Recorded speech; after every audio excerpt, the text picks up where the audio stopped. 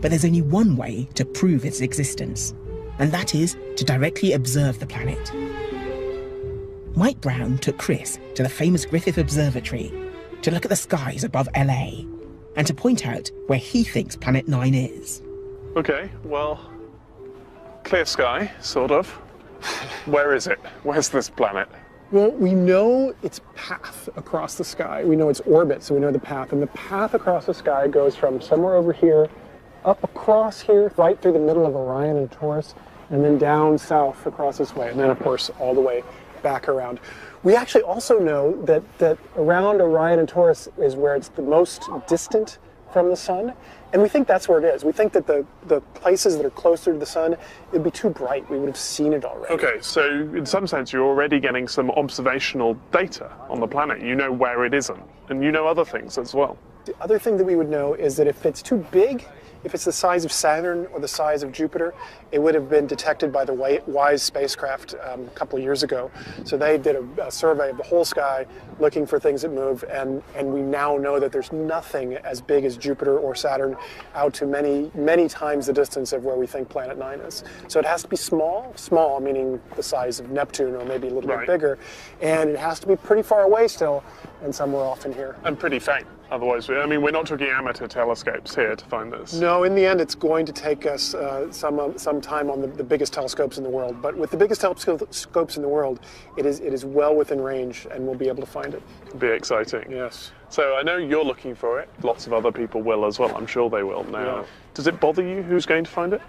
I would love to find it myself. I would love to have that moment, which I've gotten to have before on these big objects in the Kuiper Belt with Eris, where you see it, and for a moment, you are the only person in the history of humanity who has seen this object so far away.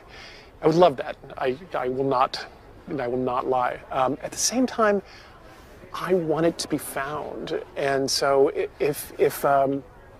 if somebody else finds it first because they were searching hard for it and helping us out on this search, yes, I will feel, just my heart will sink a little bit, but I think that'll be overcome by the fact that I'm so excited that it was found. It's up there somewhere, probably. Right there. One of the big questions about Planet 9 that we will have to answer if people are to take the claim seriously is, how did it get to its current orbit? To get to the bottom of that question, I've come to Queen Mary, University of London, to meet Professor Richard Nelson. Richard, what's the problem with the proposed orbit of Planet 9? Well, it's very difficult to form a planet on an orbit like that. And we believe, according to current models, that it would take almost the age of the solar system itself to form a planet all that far out. Because it has to accrete onto the body? That's right. So the accretion process, which brings small agglomerations of material together and builds larger and larger objects, leading eventually to a planet, all the way out there just takes far too long because it's moving around very, very slowly, and there's a very low density of material there as well. So if it didn't form out there, at the outer limits of the solar system, where did it form? Well, our best guess is that it probably would have formed among the existing giant planets, Jupiter, Saturn, Uranus and Neptune. So there are theoretical models already which indicate that if you run computer simulations of the early solar system, its evolution, and you have a dynamical instability, having a fifth planet there actually helps those models reproduce what we see in the solar system today. So that fifth planet could be Planet 9? Could very well have been Planet 9, which is no longer there, but orbiting further out. So what are we seeing here? What we're seeing here is a computer model of the early stages of the solar system, but with 5 planets. So we've got the white planet there, that's Planet 9. The other planets, Jupiter, Saturn, Uranus and Neptune. You'll see the planets are going around essentially on circular orbit. As you'd expect. As you would expect, that's right. They're all interacting, they're all perturbing one another. But Planet 9 in this simulation is a little bit too close to Saturn when it starts. And at some point, we're going to see it have an encounter which gives it quite a dramatic little kick, and you'll see it change. There you go. So yes. That's right. So you see that. And this keeps going on and on and on. Jump forward, you can see the planet's orbit has expanded a lot, and there you have a very eccentric and a very inclined orbit. So does that do it? Does that give us the orbit of Planet 9? Well, unfortunately not, because Planet 9 has an orbit where the closest approach to the Sun is about 200 or 300 astronomical units away. So, as you will have seen here, Planet 9 keeps coming back into the inner solar system and continues to interact with the giant planets there. Eventually, one of those encounters will be strong enough to throw it out of the solar system altogether. But how can you stop it from pinging off out into the galaxy? Well, I think if Planet 9 is actually proven to be there, it's going to tell us something very interesting and very important about the origin of our solar system. So what we've looked at so far is a solar system forming in isolation. But now let's imagine that the solar system formed within a star cluster. If we look out within the galaxy, we see that stars do tend to form within groups and within clusters of stars. If Planet 9 was thrown out onto one of these very, very eccentric orbits while the star cluster was still there, then gravitational perturbations from the star cluster could have caused Planet 9 to change its orbit when it was at its most distant position from the Sun. So I have a simulation which shows that here. When it goes out on this orbit this time around, it's not going to come back in anymore. Right. There's going to be an interaction with a nearby star, which changes the shape of the orbit, just like that. So suddenly it expands outwards and stops going back into the inner solar system. So that's what saves it from being ejected from the solar system. So a lot of your model does seem to tie in with the evidence we're seeing for Planet 9. It could does. explain the sort of the huge orbit, the inclined orbit, and why it's still there and not out there in the galaxy. That's right. That's why I said at the beginning that I think proving that Planet 9 is present within our solar system with the orbit suggested would also indicate very strongly that our solar system didn't form in a lonely place but was part of an earlier star cluster. Pretty fantastic stuff. Wonderful. Thank you. It's been fascinating. Pleasure. And that leaves one final question. What sort of planet is Planet 9? And what are the conditions like so far out in space? At the far reaches of its orbit, the Sun would appear tiny, just a point of light. But it would still be the brightest star in the sky. Although the Sun would be 1,000,000 times dimmer than it is here on Earth, it would be 1,200 times brighter than Venus appears to us. That far from the Sun, it's very cold. Some estimates have suggested it could be below -250 Celsius. As for the qualities of the planet, we don't really know. The computer models suggest it should be 10 times more massive than Earth. But it could take different forms. One possibility is that Planet 9 could have been ejected from the inner solar system early in its development, when it was just the core of a giant planet. This would make it predominantly rocky and icy. Now, with 10 times the mass of Earth, it would be twice the diameter, and it would probably appear to be a dark pinkish red in colour. But if the planet was ejected when it was more fully formed, then it would have had a chance to build up to the gassy layers like Neptune and Uranus. Then it would be much less dense and so bigger, maybe 4 times the diameter of Earth. It's thought the planet may have an atmosphere rich in hydrogen and helium. In these cold temperatures, it's likely it will appear as a bland, featureless sphere. Unless the planet is still producing some internal heat, in which case we may see structure in the atmosphere. Clouds of methane ice, ammonia, and even water ice. It all seems so exciting, and yet, despite the possibilities, so far Planet 9 is no more than a prediction in a computer model. And they've been proven wrong before. So, very unscientific question, but the one that keeps coming up. How sure are you that this exists? Oh, 1 quadrillion%. So you got an unscientific question, but a scientific answer right back at you. But as a theory, you believe your models, right? Actually, we try very hard not to believe our models. But look, if this thing is not out there, right? If the search comes up empty, then the outer solar system has some really, really substantial explaining to do. And you've ruled out the other explanations, right? At least for me, it is difficult at this point to argue for a solar system that makes sense without Planet 9. Mike, what about you? So I'm slightly lower than a quadrillion%. The human brain is really good at seeing patterns. And when I can't sleep at night, it's because I'm worried that we saw a pattern and made up an explanation. And then as more observations come in, the pattern disappears. I don't think it's going to happen. I'm actually very convinced. But that doesn't mean that I sleep all through the night. I sleep all through the night. Yeah. I am really eager to see it. to confirm it, to learn what it's like, to see if it has moons and rings, and I just want to know all these things. And do you have any sense of what that will feel like? You know, I bought a cigar about a year and a half ago, and it's still sitting in my desk. And I'm, you know, every time that something dramatic happens, I always forget to smoke it. So maybe I won't forget that time. You know, I'm gonna go buy a good bottle of champagne, and I'm gonna put it in my office. I'll put it in the fridge in our office, so keep it cold. And when it happens, we're just gonna drink it right then.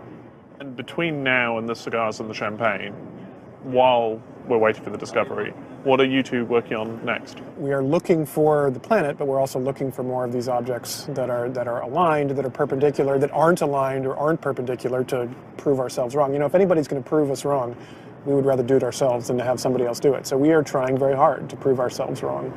It's an exciting time. It is. Let's hope it gets more exciting. Thanks a lot. Thank you. Today's been incredibly exciting. The team's belief in Planet 9 is contagious, and I've become increasingly convinced that it really is out there somewhere in the outer wastes of the solar system. I'm sure I'm not the only one. There will be teams and telescopes from across the world racing to be the first to see it. And if it's found, when it's found, it will be the astronomical discovery of the century. That's it for this programme. But don't forget to check out February's Star Guide on the website. Next month, we'll be looking at the top 5 photographs of the solar system ever taken. But in the meantime, get outside and get looking up.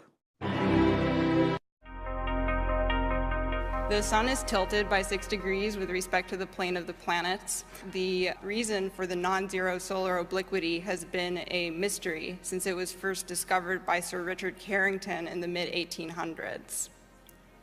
It turns out that Planet 9 can actually tilt the sun.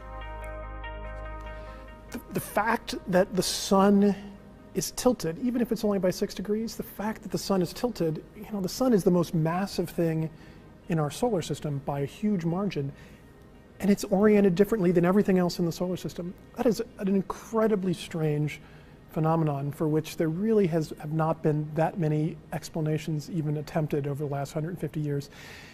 It's naturally explained by Planet 9 being exactly where we think Planet 9 is, which it's one of these mysteries that we think is now solved, that's been such a mystery that people haven't even really talked about it very much over the last 150 years because it's just been so difficult to think of what it is. It has been known since the mid-1800s that the sun is tilted. Over the years, people have put forth various explanations for it. One possibility is that the sun was interacting with the protoplanetary disk via magnetic fields. It's also possible that the disk was just asymmetrical from the beginning. And it's also possible that the sun actually had a stellar companion a long time ago. It was a moment of inspiration. Not all projects start out this way. Not all results really come. Some of them come, you know, it slowly dawns on you. We were sitting in Constantine's office one afternoon, and we were actually thinking about a different problem entirely, which is how Planet 9 would interact with these very distant objects in the Kuiper belt that made us originally think that Planet 9 was there. And in just a moment, as we're thinking about it, and we're doing this with our hands, trying to think of directions things are going, I think we both realized at about the same time. It's like, oh, it's going to make the sun look tilted too. And it was very clear from the way we did our fingers that it was going to make an effect. What we didn't know until we did the calculations was how much of an effect was it going to have and in what direction was it going to go. But we knew it had to do something.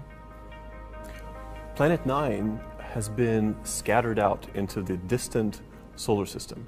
So because it has an orbital period that's so long, it has an enormous amount of angular momentum, right? As much almost as the rest of the solar system combined. So even though as an object it is not as massive as Jupiter, it has a huge lever bar. Okay? And using that lever bar, it can effectively torque the rest of the disk of the solar system by 6 degrees over the age of the sun. Next, always next on our list is find the planet. We think we have it narrowed down to a pretty small patch in the sky that we have to look at. Small patch in the sky still means we need many, many nights on the telescope. We're pretty convinced that by maybe the end of next winter, we will have been able to cover enough sky that we'll actually be able to find it. When we find it, we both show that this hypothesis has been correct, we learn about it, but we also see how much of the sun, how it should have tilted the sun too, and see if this is the only thing that's been tilting the sun or if other things are around doing it. When I was growing up, there were 9 planets in the solar system. Then poor old Pluto got the boot and we went down to 8. Now scientists claim they have found a new 9th planet orbiting far beyond Pluto. Tonight, the Sky at Night investigates the case for Planet 9.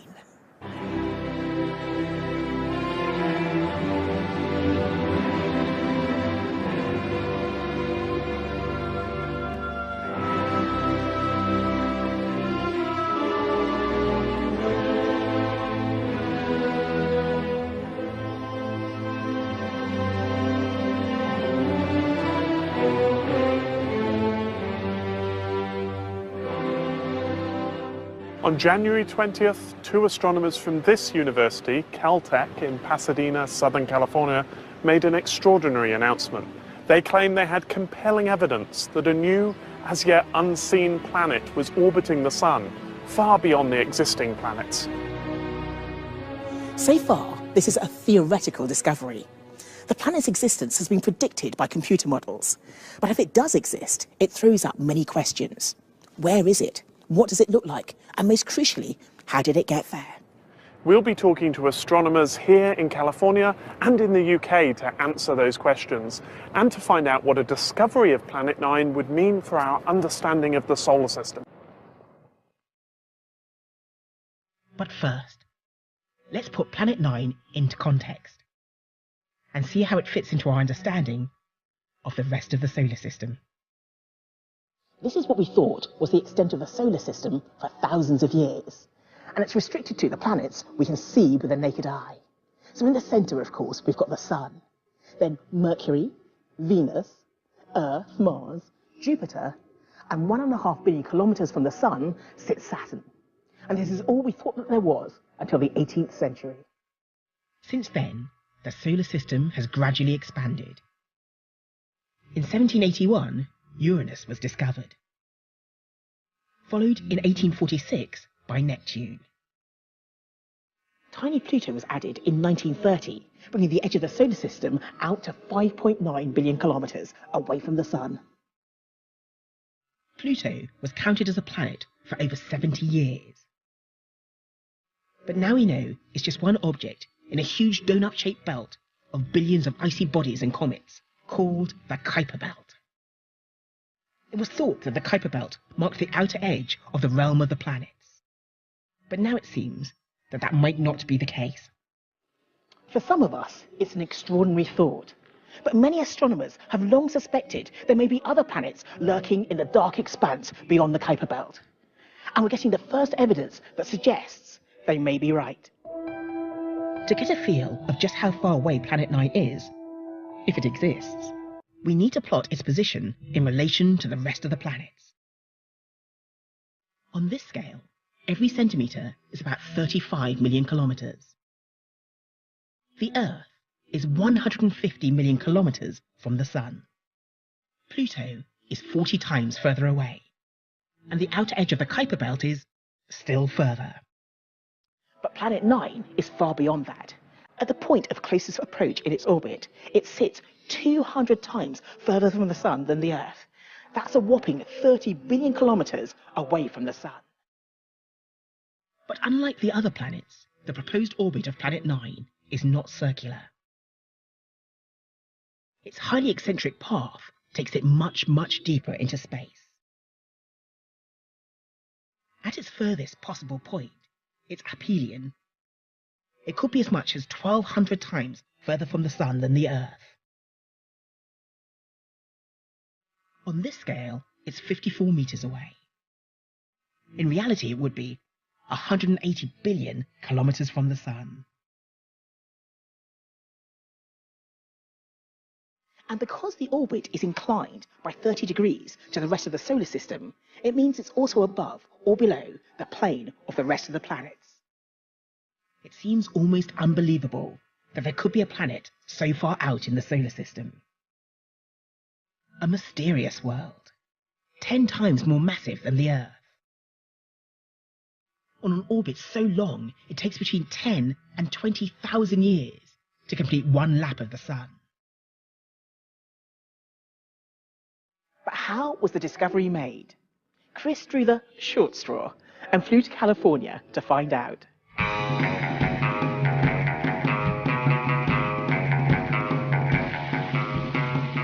One of the key people in the Planet 9 story is an astronomer here at Caltech, and he's got history when it comes to changing our views of the solar system.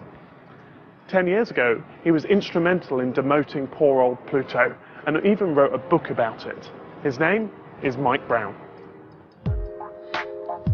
Brown's speciality is the Kuiper Belt. In 2003, he discovered Eris, a Kuiper Belt object bigger than Pluto. A discovery that was instrumental in Pluto's demotion. A month later, he co-discovered Sedna. This was the first of what became 6 unusual Kuiper Belt objects that have been found with highly eccentric orbits that take them far out into space. They were 6 of the most distant objects ever found in the solar system. It was studying their orbits that led Brown to the idea that there might be another planet out there. So the story starts with the outer bits of the solar system, the Kuiper Belt. What we found is that the most distant objects that are part of the Kuiper Belt, so these ones that come into the Kuiper Belt but swing out really far, the very most distant ones, if you look at their orbits, all of their orbits are pointing off in one direction instead of being randomly distributed around the sky. So how tight is that alignment? The ones that we know for sure that are aligned are 6 objects, and they're aligned within about 107-degree swath of the sky. It's something like this. Yeah, okay. And it's not just the alignment in direction as well. The orbits have other things in common. Well, so first you see the alignment in the direction, and then you realize that these 6 very most distant objects are also all tilted in the same direction, downward and a little bit to the side. They're within about 7 degrees of being in the same skewed plane as of each other. And the combination of those two is what really shows you that there's something strange going on. Because, you know, you could get the 6 of them lined up just due to chance. It's about a 1% chance you would get it due to chance. About 1%, you know, it's a small number, but it's not that small of a number. But if you take it also into the fact that they're tilted like that, that's another approximately 1% chance. So it's about 0.01% chance that this is all just randomly aligned. So is that what got your attention and got you working on the problem? That was the big clue that something is going on in the outer solar system. This was an extraordinary finding. The tight clustering of the 6 orbits might have been caused by the gravitational influence of something massive in the outer solar system. For Mike Brown, the question now became what was out there and how could he find it? Working down the corridor from Mike is theoretical astronomer Konstantin Batygin. Mike and Konstantin have worked together for ages, and it always helps to have a friendly theorist on hand. And so Mike popped in to see if Konstantin could help with his problem. Konstantin's expertise is building computer models of planetary systems. Hey, how's it going? Yeah, nice to see you. And so Mike challenged him to build a computer model of the solar system that would replicate the strange orbits of the 6 Kuiper Belt objects. When you started looking into this problem of these strange orbits, I know that a planet wasn't the first thing you considered. Indeed, yeah. What else could have caused this effect? We had a whole slew of explanations that we decided to look into first. You know, self-gravity of the Kuiper Belt, so the mass of the disk itself holding itself together in a coherent fashion. All the bodies pulling on each other, essentially. That's right, to create almost a fluid-like effect. As it turns out, the Kuiper Belt doesn't have enough material for this to be relevant. If it was 1,000 times more massive, that model would have some pull. We looked into whether or not a passing star could sort of perturb the structures and leave this long tail of orbits that we are now here to observe. such encounters don't happen very often, and moreover, the alignment would go away over time, so this would have had to be recent. And there's no sign of a very nearby star that's just done this. That's right. So I think that's a very uncomfortable route to go. And so, with all of that out the way, you start to think about planets. We were careful to ensure that we're not chasing a red herring here, that this data is indeed real, the alignment is not some observational bias, it can't be a coincidence, all of that, before going down the path of introducing additional planets into the solar system. When he started adding planets to his models, Batikin experimented with thousands of possible orbits, until he found one that replicated the strange orbits of the 6 unusual Kuiper Belt objects. Suppose that the orbit of Neptune is about this big. Okay. Most conventional Kuiper Belt objects, Pluto included, have orbits that sort of hug the orbit of Neptune and are oriented every which way. But importantly, if you look at the whole Kuiper Belt from afar, it looks like a more or less axisymmetric disk. Yeah. This rule of thumb is broken when you look at the most distant orbits. So these are the now famous 6. That's right. If you look at the now famous 6, they all tend to swing out into the same overall direction. So your simulations predicted a nice elongated, distant Planet 9 orbit. Planet 9 is sort of a similar sized orbit, but it's facing the wrong way. You might as well draw the planet on. Go on. We That's haven't right. seen it yet, Yeah, but just for satisfaction's sake. The planet, I am pretty sure it's in this part of its orbit. Because otherwise we'd have found it. We would have found it Right, otherwise. okay. That's fine. right. So there's our planet. So there's our planet, and it's fascinating. Most of the time, the objects spend on opposite sides of the solar system. They're completely unaware of each other throughout most of their orbits. It's only when they come around at perihelion, when they're closest to the sun. Yeah, when they go closest to the sun, they temporarily interact, and the mechanism, of course, is just gravitational interactions. And that's what maintains this lockstep alignment. So every time they come round, they get this kick, or every 2 times, or no, whatever? it gets complicated. For some orbits, it's every 33 times of this orbit per 19 times of this orbit. But fundamentally, it's not too different from tugging on something repeatedly in a coherent way. Batikin's model had passed the first test. It had successfully replicated the orbits of the famous 6. But there was another unexpected effect. The model also predicted a second set of Kuiper Belt objects with even stranger orbits. Trouble was, they didn't seem to exist. The biggest twist to the whole story came when our numerical models consistently would generate orbits that looked more or less like this. So sort of coming in and out of the blackboard here. That's right. They are on their sides. They're perpendicular to the plane of the solar system. Right? This is just so weird. You know, the fact that the simulation is producing these orbits that should be perpendicular, they should be readily observable, and the fact that we don't know of them is big trouble. So it's not just that they might be there, they have to be there. We initially thought of this as counter-evidence to the existence of the planet. Fine, it explains alignment, but it also predicts stuff that's clearly not there. This was the key moment where we looked at it and said, this makes no sense. But then I started looking more carefully at the other objects in the data set that I had not been paying much attention to in the last couple of years. There are 5 of these objects that are on perpendicular orbits that I remember when one of them was discovered a few years ago and thinking, that's just weird. Nobody had any explanation for them. And I said, Constantine, I'm going to go plot these right now, and we're going to see where they are. And if they're sitting right at these 2 spots right here, my head's going to explode. And we plotted them. One of them is right here. 4 of them are exactly right here where we predicted. And we just both sat there and stared at that, and I think my jaw hit the floor. It really was an honest, blind prediction of something we didn't know was there. And that when I look at those objects on those wings, and then I see those aligned objects too, I think I really am pretty convinced it's really out there. If Planet 9 does exist, it would be a remarkable discovery. The first new planet to be found in our solar system in 170 years.